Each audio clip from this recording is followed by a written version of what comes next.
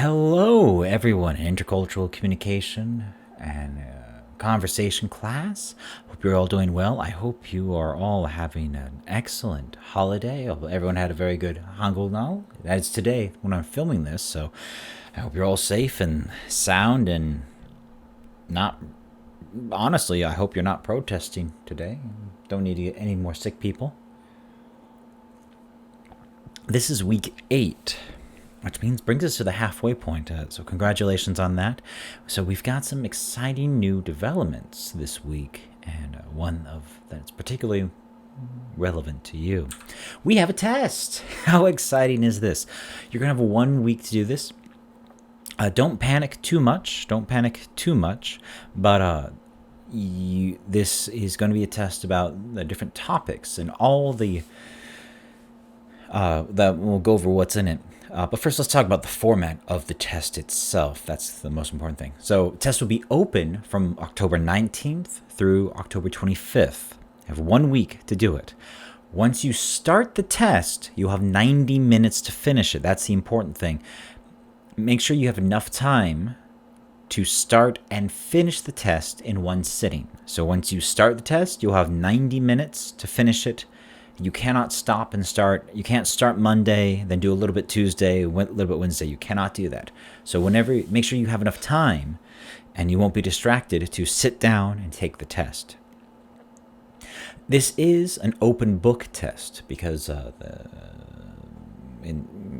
as per the requirements of our situation, I can't stop you. And so the questions are written in such a way that I assume you have the book in front of you, that you can look for and find the answer. So the questions are actually a little more difficult because the answers are in the book. But this is quite important. This is not an open class test, so you don't help each other on this. Don't share your answers. That doesn't help anyone. This is a form of feedback. This is a way to see how much of the concepts you're actually understanding, and you helping each other doesn't help yourselves. You're only hurting yourselves in your development. So this is quite important. Yeah, because tests aren't there to just give students stress and win points. It's there to see how much the students are understanding and how effective the instructor's teaching has been. So it's a lot of important data and information is being shed in that regard. So again, you all have downloaded the PDF of the book, and you can use that while you take the test. So don't worry about that. So what's going to be talked about on the test? What's going to be questioned? We have flavorful versus fluffy language, making a point, know your audience, interrupting, and introductions. That's it. That is it. We're going to talk about transitions today, but transitions will not be on the test. So just these 5 different units, these 5 different chapters, lectures, that's what we're going to test you on. Flavorful versus fluffy, making a point, know your audience, interrupting, and introductions. Those 5 topics. There'll be multiple choice questions, there'll be short answer questions, and there will be one short essay question, something where you're asked to express your honest opinion about something. So it should be quite nice. So what are speech transitions? The transitions help our argument flow together, and they usually consist of one word or a short phrase. But sometimes they form an entire sentence. So let's take a look at when we can use transitions and what different transitions we can use in different situations. And so it's important to think about, that transitions help smooth the boundary between 2 ideas and reveal the relationship between the words just spoken and what's about to be spoken. And this helps the audience understand your message, understand our message, and this is very helpful. So some transitions we use between 2 similar points, 2 similar ideas that agree with each other's. We see the examples given Likewise, similarly, this is just like, in a similar way, we see the same kind of thing if we consider. So these transitions help us connect agreeing ideas. 2 points that are pretty much the same, and we're just bringing in another example of that. If we have two opposing ideas or points, we have different vocabulary we can use. Words such as however, conversely, on the other side, on the other hand. If we flip that around, yet we cannot ignore the opposing argument. If we examine the opposite side, we see this quite often, especially in speeches. I believe if we look at the debate speeches from Kennedy and Nixon, we saw them, they had 1 point, but they often use the word however, conversely, that they would mention 1 point and then mention the opposing point, often their point or their opponent's point.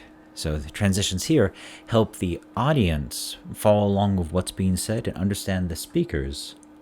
Other times, we need to transition to elaborate, to explain further about an idea. And in this degree, we see words such as also, moreover, tripped over my own words. In addition, furthermore, in other words, not only that, but. All these can help us when we introduce an idea and we want to explain it in a bit more detail, provide more context, provide more explanation about it. Then, of course, when we want to show cause and effect between two events, things, phrases such as therefore, as a result of, or as a result, consequently, for that reason. This is important because all of these can be used to help show the effect of an event or an action or a way of thinking. So also, let's take a look at transitioning from the introduction of the speech to the body of the speech. And we have very simple ones like let's begin. To get started, let's examine. Let's get started talking about. Now that we've given an overview, let's start with. There we go. These are all just nice and easy transitions to go from the introduction to the body of our speech. Sometimes you'll have speeches with partners or with teams, and it's nice to have a transition between speakers so it's not as jarring for the audience. So here we are. To talk about this next topic, we'll speak. Their name will obviously go here. Or I'll pass it over to now. Or we'll explain next. These are all just nice, easy ways to transition between speakers within one speech, in one presentation. As of right now, we are supposed to have an in-person class for the last 3 weeks of the semester. And if we have those classes, I want to do in-person presentations. I'm so excited. And you'll be working with teams. And so these transitions will be very helpful for that because you'll be working with another speaker, another student, or 2 other students. So it's a way of helping your entire speech flow much more smoothly. And going from the body of the speech body, to the conclusion. This one, super nice, sweet, and easy. To summarize, in conclusion, let's recap what we went over. So, nice, easy ways of transitioning from the body into the conclusion. This is very similar with writing essays, but these are spoken transitions, not written transitions. They do the same thing, but we use them differently. Just similar how written Korean for essays is different from how we speak Korean. And the transitions, even if we use transitions in both, but we use them differently. We might use a written transition, but we won't say that phrase. Okay.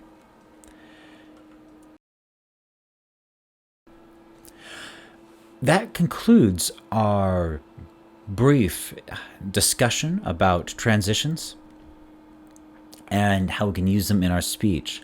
Transitions will not be on your midterm test. Those will be other topics. The midterm test will start next week, as in week 9. So you have time to review the textbook and review what was said. Remember, the test is an open book test, and you have 90 minutes, an hour and a half, in order to complete it. Our next big topic is a project that to me is very interesting, and students last semester had some interest with it as well. It has to do with national symbols and, municipal symbols overall. If we take a look at the screen now, you will see 4 different flags, and we'll discuss this in more detail next week, but I want to introduce the idea now, because today's lecture was quite short. So these are 4 different national flags, 4 different countries, and I believe you should know all of them. Certainly the first one.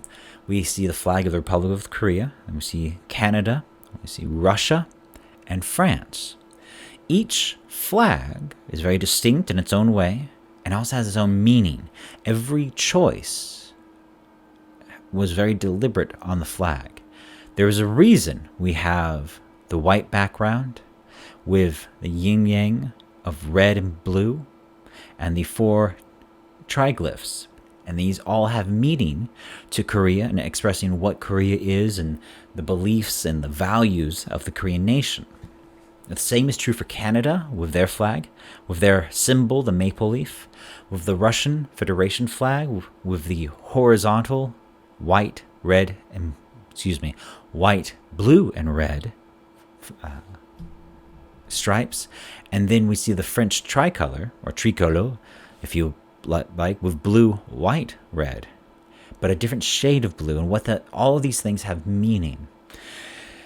And so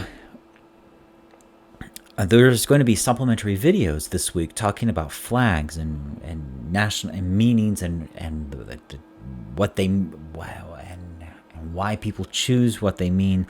And with national flags, most national flags are really good because they're very important. But the smaller you go to state, provincial, or city flags, the worse and worse they get, especially if they're in smaller cities. So, did you know the city of Chuncheon has a flag? Gangwon-do has a flag. Gyeonggi-do has a flag. Seoul City has a flag. Hwacheon-gun has a flag. All of them have flags. But do you know what they look like? Yeah. Some cities, even if you, some cities have very famous flags, and a lot of cities in the world have their own flags, their own symbols. So, this week in the supplementary materials, we're going to look about what flags, what are the ideas behind a good flag, and they should carry meaning. And you're going to see examples of some ugly flags. And something I'd like you just to spend a minute on is try to find what your local municipality's flag is. Wherever you live, if you're in Chuncheon or in Seoul, or if you're in a different GUs, the different GUs have their own symbols, their own flags. If you live in Gyeonggi-do, take a look at Gyeonggi-do's flag and tell me if you like it or not. You don't have to tell me, but I want you to look at it. Because I live in Gyeonggi now, and the flag is just dreadful. But that's something that we're going to talk about, especially more next week. But your key task is to get ready for the midterm test, and because you're gonna ace it next week. All right. So there'll be supplementary videos. If you have any questions, please ask. Any concerns, please ask. And we'll see each other again next time.